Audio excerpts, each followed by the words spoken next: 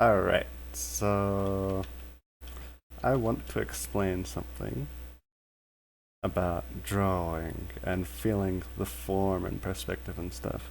But first, we're going to need to get just a normal drawing. So I'm going to draw anything. I'm going to draw a girl because why not? Why not? Yes. Here's the legs. Here's the body. Shift this down and draw the head. Gonna be sort of anime style, or just, I don't know what kind of style. My style that is influenced by anime. How about that?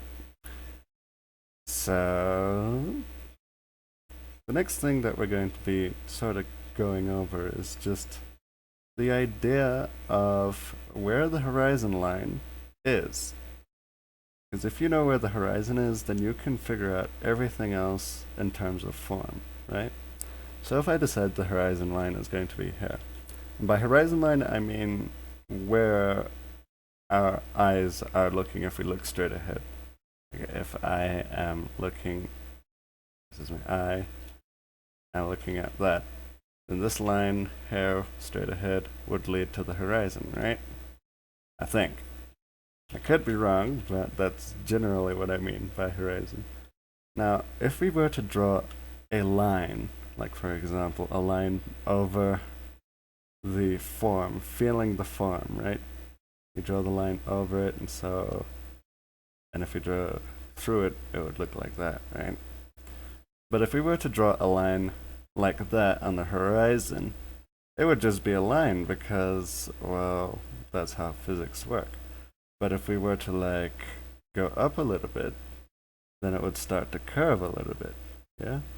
And as we go up more, it will start to curve even more. And there comes a point where it starts to curve a lot. I think that this kind of thing can be good for checking your perspective and your form to know if something should actually be the way it is. Because like over here I'm already starting to see that because the way that things are going, by seeing what I'm looking up at and by looking at what I'm looking down at, I start to see that, oh, this whole area is actually wrong. Because why? It looks like a front view. It looks like the horizon would be here, right? But it's not actually. So to fix that, we'd probably need to just figure out a little bit more about where those lines would be wrapping around if we were to do that. So, yeah, actually it might work. Nah, we have to change it a little bit to be more like this because we're looking down at it.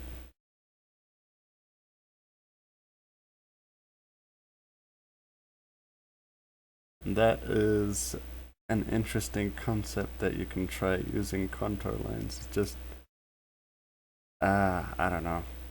Get a cylinder, bend it around. So that's the top of the cylinder, that's the bottom of the cylinder. Then you find the place where it would be a straight line if you were to draw just a line over it. I think it would be around here for me. So that means everything else would be curving upwards because that's what we're looking up at. And everything below that line would be curving downwards because that's what we're looking down at. So you could think that this is kind of like curvilinear, a strange way to do curvilinear perspective. Because here there would be the floor and everything. Wait. I don't know how to do floors. Or maybe I do. Who cares? No one watches this channel anyway. Yeah, there's the horizon. It's fine. Everything's fine. Yeah, and then we have the sky, and there's the clouds. I am terrible at explaining this kind of thing, but basically, find what you're looking at. It could be a point, and then look at or just figure out what you're looking up at, what you're looking down at, what you're looking to the side, what you're looking over here. For example, if I were to have a cube, from here it would look like a square, right? Because that's just the way things work. But if I were to look up at a cube, that means it would start to go like that. Alright? Now that is actually some sort of weird form of perspective, I guess. That is a vanishing point. Okay, I understand. Right. So basically figure out where your vanishing point is, which will always be in the middle of what you're looking at. So in this case it would be over here. So that means everything above the vanishing point is what we're looking up. Or up at, yeah. We are below this point. And everything below the vanishing point, quote, unquote, is what we're looking down at. And additionally, we could draw a line here, an actual line, and then we could consider that everything from this point on is actually starting to curve away from it because we are looking to the side of this, and that's going off to the side, and this is going off to the side as well. So that's actually pretty cool. I learned something, and you got to see me learn it right at the moment. Okay, so let's test that hypothesis. Let's just pretend that there's a point here. Then we'll pretend that there's a floor here. That's the horizon. We'll say that's the horizon. Then we'll go and call that a floor. Cool.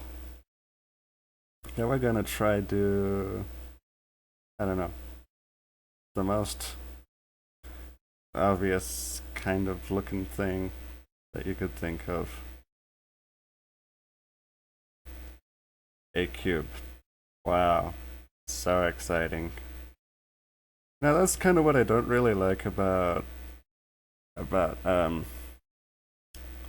just studying perspective, is because it's perceivably really boring. Like really boring, really boring, because you're just dealing with the cubes and stuff. But actually, when you're thinking about it, boy, whew, that is some things to think about. Those balls floating in space. Time.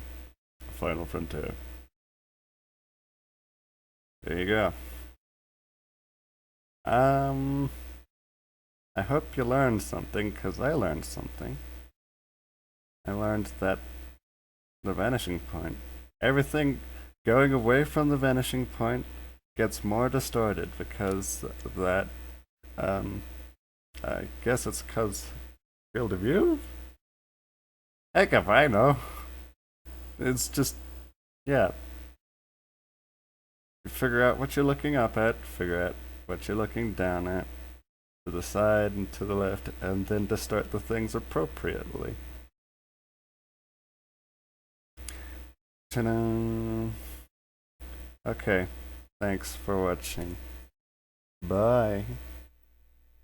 Okay, special time lapse. Here I'm just doodling at this point.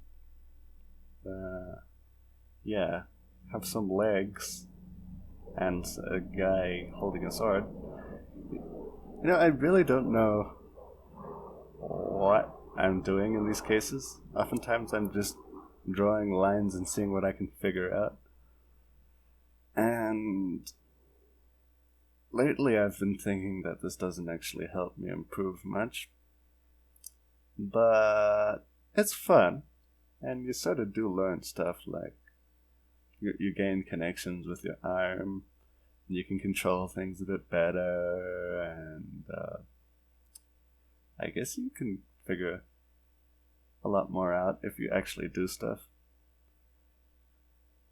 But there's also another danger, is that you can reinforce bad habits if you're not thinking while you're doing. I was trying to draw a little bit slower than I normally do in this case, so that I could try be a bit more clean. But yeah, just construct things. Here I'm constructing with basic forms. Slapping a face on that box. Slap some hair on it. Yeah, boy.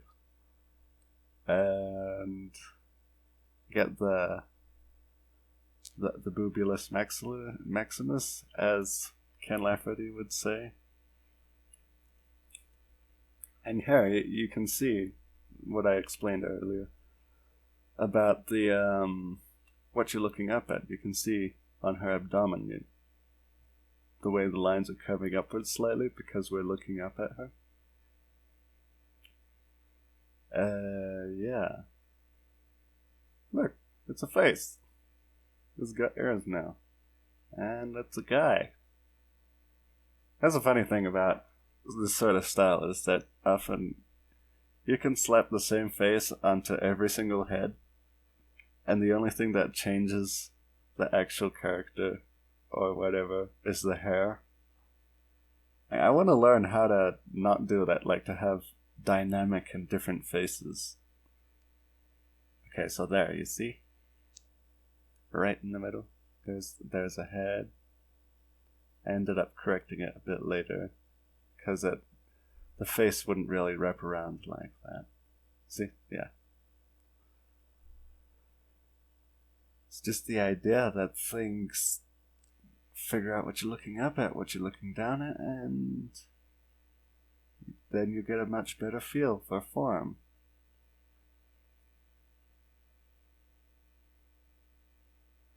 See, what did I tell you? Same face, same head. It frustrates me sometimes.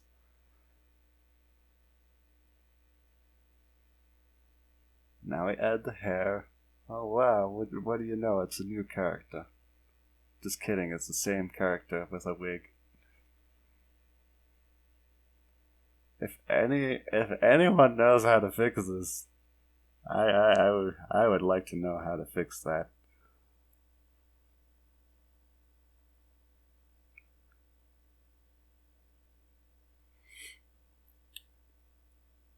Looking from downwards upwards is a really interesting sort of thing to try draw.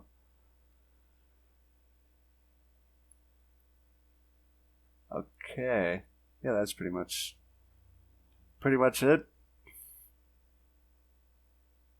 Ta-da.